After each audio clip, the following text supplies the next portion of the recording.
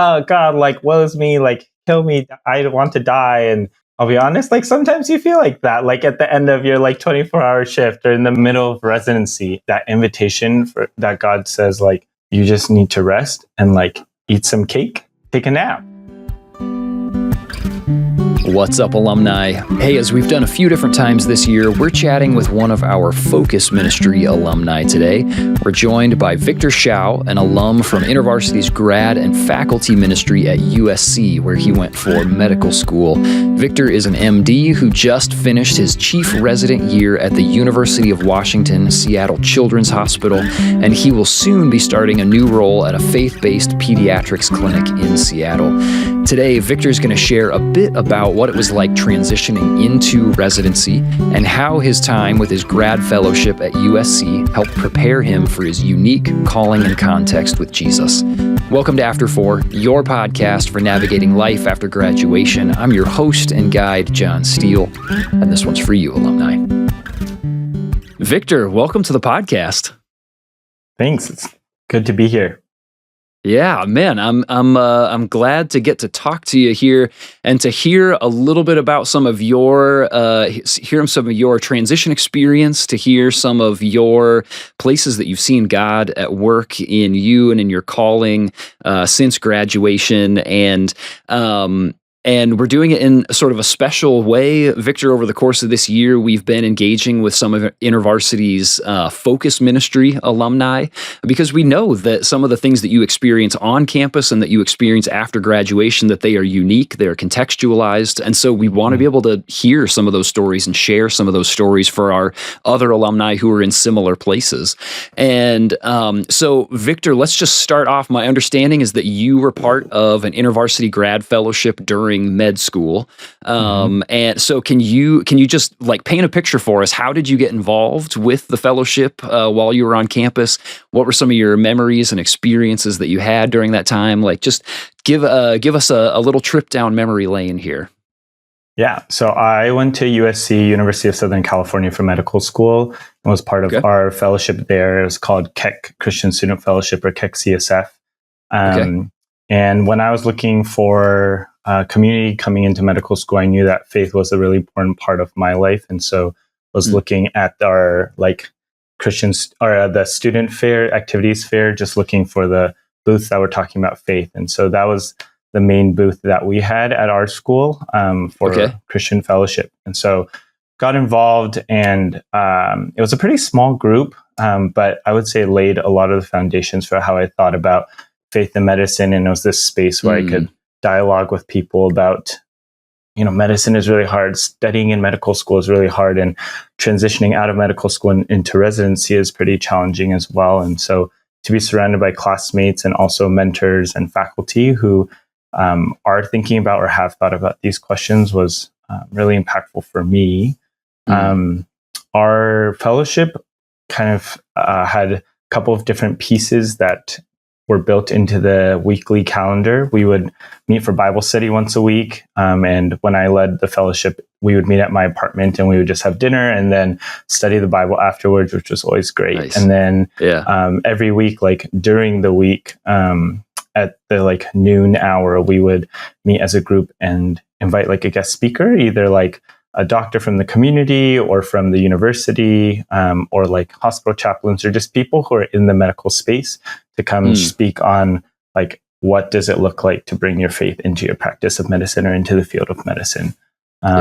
So I think like we had a lot of different activities throughout the year, but for me, what was really special is just remembering when I first came in, how diverse our fellowship was. I'd grown up in primarily like Asian American or like Chinese American spaces for like church and fellowship.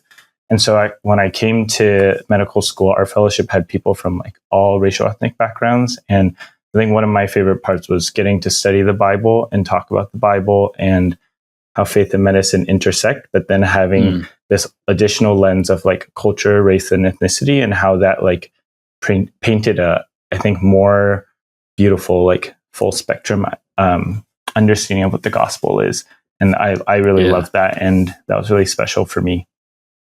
That's really awesome. I love the thought that that as you think about your fellowship, and I think this is one of the baked in beauties of our focus ministries, is that they do such a good job at the get-go from helping you contextualize what you're studying and learning and some of the experiences that you can expect to have with that in the next phase of life, in your professional experience. A couple of the big questions that I have for you that I'm hoping that we can wrestle with together here, and that is some of the uniqueness of your transition experience, and then the unique ways that your grad fellowship, at your Keck CSF fellowship, did help you prepare for some of these experiences that you've had after graduation. So I let's start with that very first one. As you think about your time of transition from maybe, as you talked about, there's already like sort of multiple legs of that transition that happened for you. So feel free to jump into whichever one is most helpful or feels like it stands out the most to you.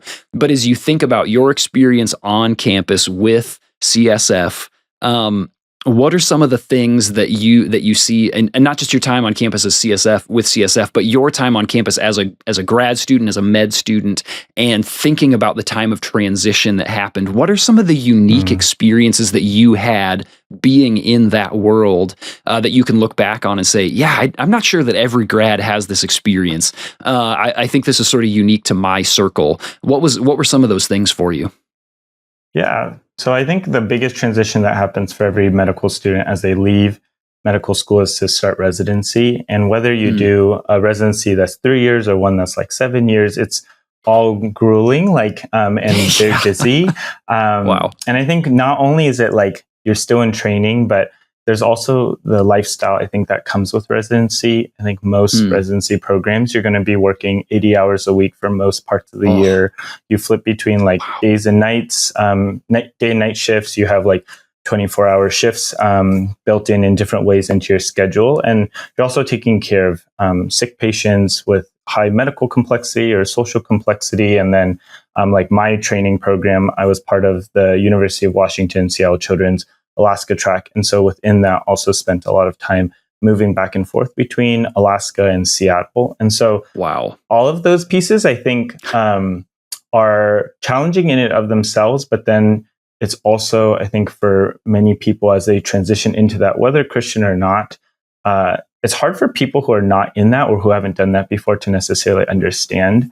And then with that kind of schedule, it's pretty hard, I would say, to be able to take care of yourself and also develop hobbies or build community. And so I think when we're talking about Christian community or the transition for believers, we talk about the importance of having Christian community. But if you're moving to a new city and you're working 80 hours a week, maybe you're working Sundays or you're post-con Sundays, how do you build community with that? And so I think just even that first piece of how do you build community and then how do you take care of yourself and have healthy rhythms, I think is a huge question that's unique to medicine for graduate students in medicine.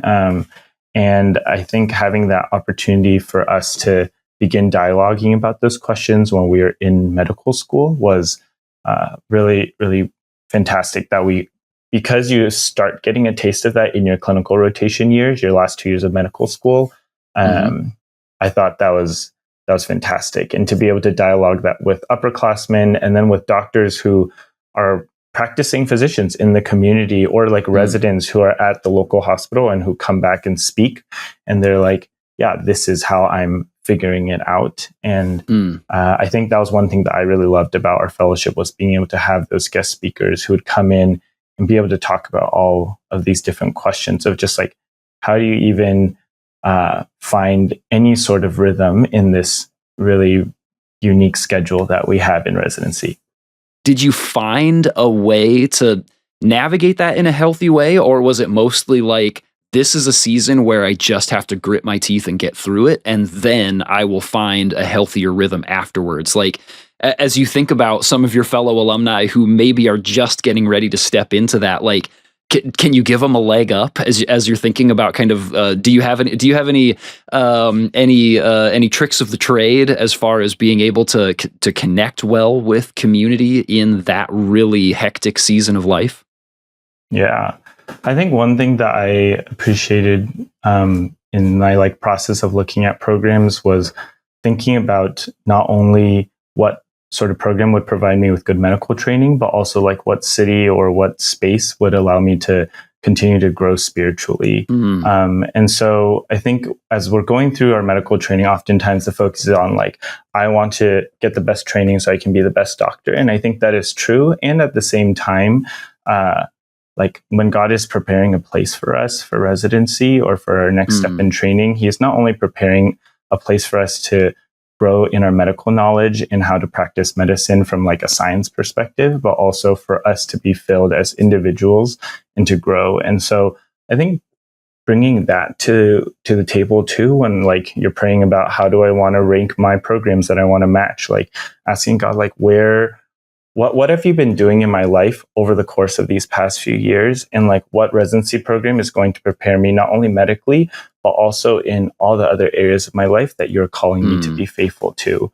I think once you get there, like I can definitely talk more about that. But once you get there, I think it's like finding a church where you're going to be like seen and known and like kind of held accountable, I think, in a gracious way of like, when you're not there, people notice that you're not there. And people like ask you like, hey, I haven't seen you. And I've found that like the people I've appreciated most in like my church community are those who aren't like shaming me for not being at church, but then they're also like lovingly being like, hey, I haven't seen you. How's work been? Have you been scheduled to work? Or sometimes it's like, I wasn't scheduled to work on Sunday, but I was just like exhausted from the week and I just needed that morning to like sleep a little bit, catch up on sleep so I could be ready to like take care of patients again the next week. And so I think finding community and church where like they're able to support you in that way, to love you and support you, but also like keep you accountable and call you out once in a while when maybe you're missing church a little more than maybe you should be. It's really interesting as you're talking about that I hear there's a need for a certain level of flexibility. There's a need for a certain level of grace, like for yourself and from the community that you're engaging with. And because I think that so often, especially when we are on campus or even when we're not on campus, when we found a particular rhythm of life, we find that our spiritual disciplines have a particular rhythm themselves. And then when we have a big transition and we move into something new, that oftentimes those rhythms must change with them. And I think sometimes we can feel sort of like, I've got to shoehorn this hour that I used to get, or this whatever particular rhythm or type of engagement with the Lord. Like I've got to do it that way because that shows that I'm dedicated. It shows that I'm consistent. And the more that I experience personally, and the more that I talk to alumni in transition and to other experts in the field, I just hear more and more like you need to hold those things with open hands, and that it's not about figuring out how to maintain the exact same thing. It's figuring out how do I do something that is good for me, that is healthy, that keeps me close to Jesus and to people, but does it in a way that is actually contextualized and makes sense for the season of life that I'm in right now. And it seems to me like that is very much what you're advocating for in the experience that you've had. Yeah. And I think that the call is ultimately to be in relationship with Jesus. And that happens on Sundays in church, but that can also happen in the hospital when you're on a 24-hour shift and you don't have a moment to like pause or maybe even eat or go to the bathroom. Like God is still in there in that. And so even thinking about, I think InterVarsity and like many other fellowships have a lot of really great ways that they talk about how can we see God in the places that we are, and how can we walk with the Lord, even when we're not doing it in the like traditional spiritual disciplines of like reading the Bible, praying and sitting in service and like listening to worship songs. Like those are all great. And at the same time, I think residency and like medical training just pushes you to see how God is present in everything, in our interactions with our patients as we're sitting in the workroom, or like just walking in the hallway in between patients. And like that can also be an opportunity to be with the Lord and be like, God, I'm stressed. I don't know what I'm going to do for this patient, but like, would you meet me here and guide me? And I think some of my sweetest like interactions or like moments with the Lord have come from those moments of like desperation and asking God for help in the hospital. I know that there's many more avenues that we could search together in there, but I'm going to turn us to my next thing that I want to hear from you. And you've already alluded to a couple of these things, but I'd like to lean into them even further. And that's, as you think back about your time with CSF, how would you say that has, now that you've lived it out a bit more, like how would you say that time helped prepare you for engaging with your calling and your context as you know it today? Yeah, I would say so many ways. I think there's like a couple of pieces that I think about. There's like a couple of mentors, some that were through CSF, like our Ivy campus minister, as well as some of our guest speakers that I got to interact with and I got to actually work in clinic with outside of the CSF context. And I think they really shaped how I think about the practice of medicine. And it's fascinating. I think even though I was a medical student, and it's like so early in my training, but it really laid, I think, the foundation, like planted seeds that I think have just like continued to grow over the past few years as I've gone through residency. And I think some of those are like, I worked with this one doctor who every single day when I worked with her in clinic, she would start the day off with a prayer. It was a Christian clinic, and she would pray for the team and pray for the patients for the day. And the first thing that she would start with every day is, "Dear Jesus, thank you that you're God and I am not." And that prayer, it's like so short, so simple. And because I prayed it with her like multiple times over my year with her, I just like learned it. And so even though I may not always remember to pray it, but when I pause and I'm like, God, I'm maybe at a loss of words. I'm so tired in the hospital or in clinic today. But then I just like go back to that memory, or that memory just like comes to mind. And it's such an amazing way to, I think, just center like my practice of medicine. There's like other pieces too. Like I talked about this kind of in our pre-call, but I decided to take a research year in the middle of medical school. And as I was like going through that decision-making process, I was asking couple of different mentors on like, should I take that research year? How's it going to impact residency? And there's like two responses that I got that even though it's like unique to that specific question, in response to that question of like, should I take this research year to go overseas and do missions? The responses I got have actually shaped, I think, a lot of other decisions I've made in the past couple of years. And so I asked them and they said like, the first question that one of my mentors asked me, I like described the situation and she goes, what decision will make you more like Jesus? And I was like, that's so good. Like, wow. At the end of the day, when I was like thinking about it, I was like, how's this going to impact like applying to residency or like my future career, or like, how do I know if like this is God's calling? But like it boiled down, I think, to this like very simple question that I think has allowed me to frame many other decisions I've thought about as I've thought about like, where do I want to practice after residency, or like, what do I want to do with my life outside of residency as I'm like making this transition out of residency? And I've found that I've come back to this question time and again.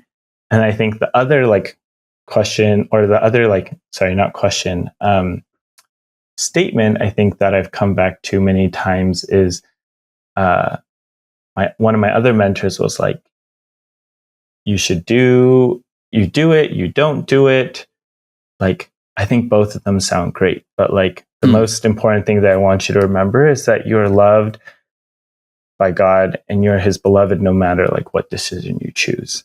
And I think that too has been very grounding. And I think in a world or in a field where so much of like what you do matters, maybe sometimes above like your identity in Christ, I think those pieces have been very grounding for me as I've like gone through my practice of medicine. So those are like more like big picture kind of like principles that have really shaped me. And I'm happy to talk more about like theology of like practicing medicine and like kind of the specifics of that. But like, sure, as I just think about like, you know, our audience of like graduate students and who are thinking about like, what am I going to do next? Where am I going to head to next? And how do I discern calling? Like, I think those principles are, like, I lean on them a lot in medicine, but they're not unique to medicine. Like, God is God and we are not. Like, that is like the same, like, no matter what field you're in. No and matter like, what decision are you going to make to be more like Jesus? And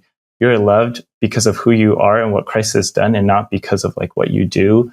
Like, I think those are such unique truths that like, even when I mentor like people who are not in medicine, like I come back to those truths, but those are ones that like came up for me when I was in medical school and in CSF.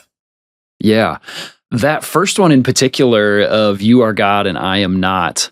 I mean, like you said, that's something that any one of us can take and hold on to as an encouragement of like, oh, okay, that it removes a certain amount of weight from your shoulders, really. But I would have to think that there is a special amount of, what's the word that I'm looking for? I mean, there's maybe more skin in the game or a unique level of risk in your profession, you are making decisions or helping patients make decisions for themselves as they like own their own health and wellness. Yeah. You're certainly making recommendations as an expert. And I mean, that you're putting a lot on the line to do that. And especially in moments of like emergency or just really significant, like we need to make a call right now. What's the right thing to do? To in those moments say you are God and I am not. That enters a whole new realm, as opposed to like, should I take this job or should I take that job? You know, that those are important, but they don't feel quite as big of an emergency as someone's health here in the moment. So I would have to think that is really freeing and also pretty challenging in those moments to really hold tightly onto that and to almost like let go of like, God, I'm going to do my best, but you're God and not me. And so this person's health and wellness is in your hands, and the partnership that the two of you have together, God and my patient, and that I'm invited into that to be a part of it with you. But ultimately it comes down to the partnership that you two have and how this person moves forward. That's really interesting to me. Yeah, I think so.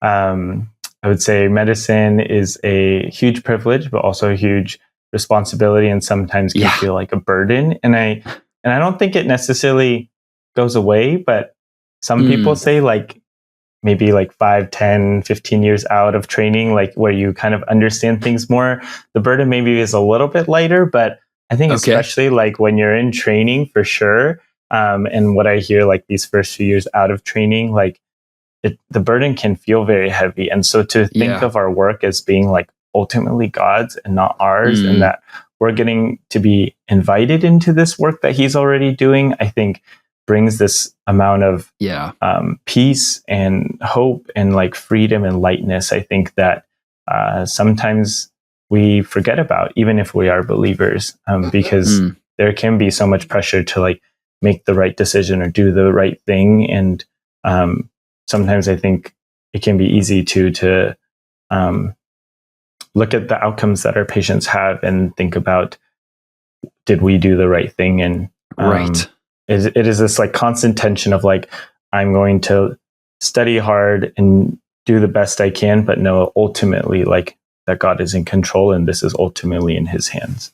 To also be able to see, I think one of the really amazing things about what the gospel brings into how we can view our patients is that God, when he looks at us, he's caring about us as like whole people. It's not just like our spiritual health or not just our physical health. Like my understanding of the gospel, and like when I look at how Jesus did his ministry, is like he cares about us as whole people. Like he cares about the physical ailments and like disease, in addition to like emotional health and spiritual health and social needs. And I think as Christians, we're able to bring that lens into our practice of medicine, that we get to like see people as whole people and to see them with the dignity of God, that like God has created them with, and that they are created in the image of Him. And especially, I think, when I was working with patients in juvenile detention or in our prison system, or in like homeless patients who would come in, I think some of those patients sometimes were really challenging to interact with, or some of our patients who maybe don't have any of those pieces, but they're just like really hard to interact with for other reasons. And to still bring that level of like compassion and love, knowing that like maybe I can identify it's because of this reason, or maybe I have no idea why we are having this sort of like uncomfortable interaction between us, but I can still seek to like bring like Christ's love and compassion to this interaction. And when I don't have enough, like I can ultimately go back to the Lord to ask for more and to ask for help, because He is the ultimate source of all of that.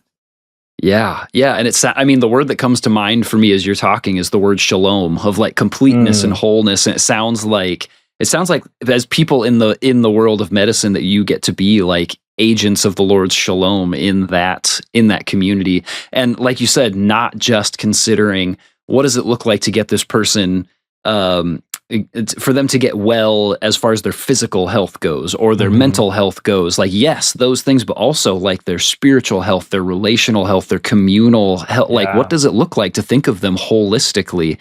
Which takes me back to a question that I really meant to ask you before, but I think it jumps in. I think it works right here really well. Also, being somebody who thinks about health and wellness and medicine as a holistic experience, knowing that you spend so much of your time in a place that really, like, it seems to me, puts you in a potentially unhealthy place personally. Like, you're talking about these 24-hour shifts and like, swinging back and forth from like days to nights, and like shift work is like that's a dangerous thing. Our bodies are not made to function that way. And my guess is that you've probably even interacted with like shift workers or something, been like, man, I'm sorry to tell you this, but it's your job that is really hampering your wellness and your health. And it's like, meanwhile, that is the person who's giving that advice. That is the thing that's like built into your job. How do you take those things that you've learned, the training that you received and the things that you learned on campus, how do you take those and apply them well to your own holistic health and well-being when you're in a context that doesn't always provide that for you, and even like demands that you do the opposite? And maybe you wouldn't describe it that way. From an outsider, that's the way, that's how I'm processing some of these things. But like, how do you deal with that? Yeah, that's a great question. And I think ultimately it's probably changing the system. Okay. But until the system of residency changes, I think I often come back to that the Lord like knows who we are and like where we're at. And I think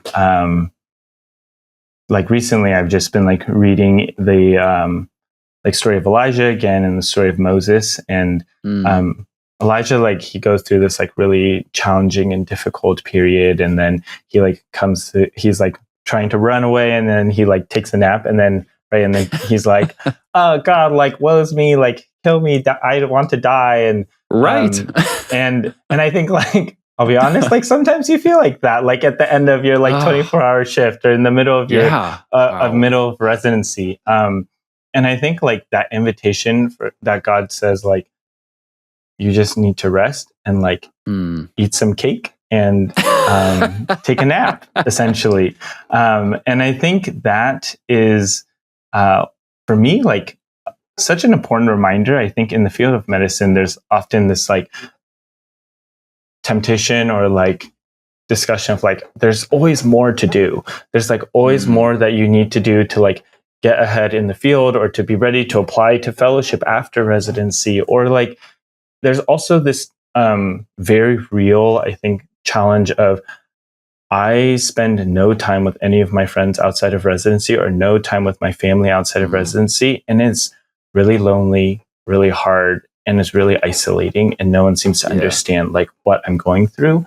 And I think when God's like calling Elijah to rest, or like when I like read that story and think about how it applies to myself when I was in training, it's like not only is he calling us to physical rest, like you need to sleep after your like shifts and like not do more work, but also like rest knowing that God is going to take care of all of those things. Like that God is going to take care of your relationships too. Like even if you can't spend like X number of hours that you would like to spend with your family or your friends, that like trusting in the Lord that he knows that, and that he will also like work in those relationships. And like how and what that looks like I don't know. And I'm going to be honest, like when I was in residency too, like there are moments I'm like, I trust, but God, like, can you work like a little faster and like building some of these relationships, or like allowing me to like show up to like family dinner a little bit less tired. But I have also seen these like amazing moments when I'm like, God, I am like on my last like 5% of battery and I'm coming to family dinner and I'm really tired, but I also very much want to connect with like my family. And would you just like facilitate this conversation in a way for us to be able to connect while also like not having to have me like do a whole lot, because I don't really have a lot to give.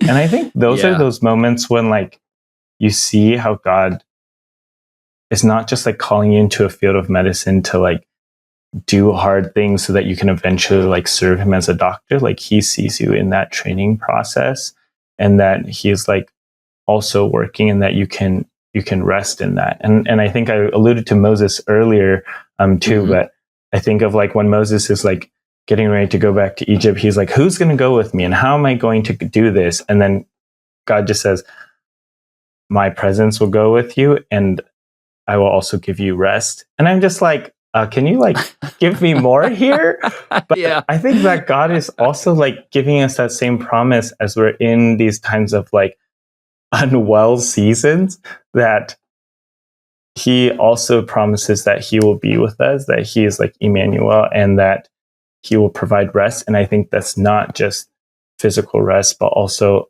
we can rest knowing that God is still in control of all those aspects. And so I'd love to say like I have a prescription for like how you can find wellness in residency.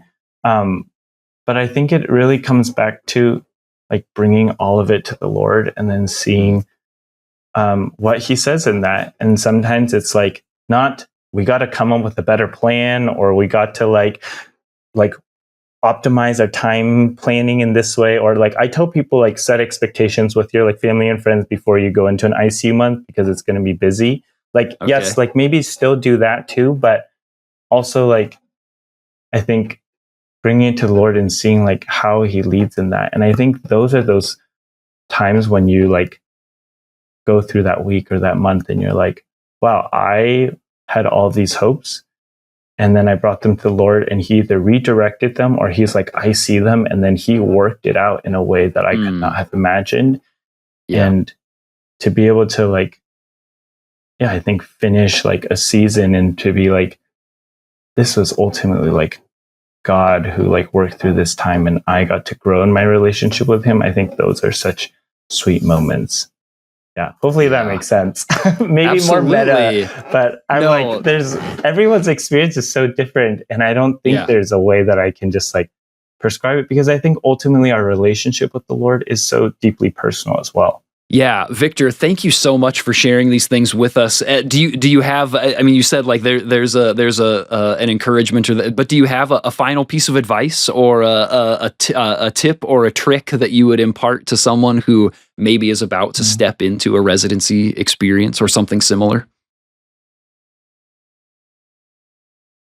I think don't miss out on what God is doing here and now in your current stage of training. I think there's often a focus on like, when you're in like undergrad, you're like, I just need to get to medical school. And then when I'm in medical school, I'm so ready to be a doctor and to be in residency. And then residency, you're like, I'm just waiting to get to the next thing, fellowship, or like to be done with residency. But I think God is doing so much here and now in your life, in the lives of those around you. And don't miss out on that as you're looking towards the future, like planning for the future, healthy, good.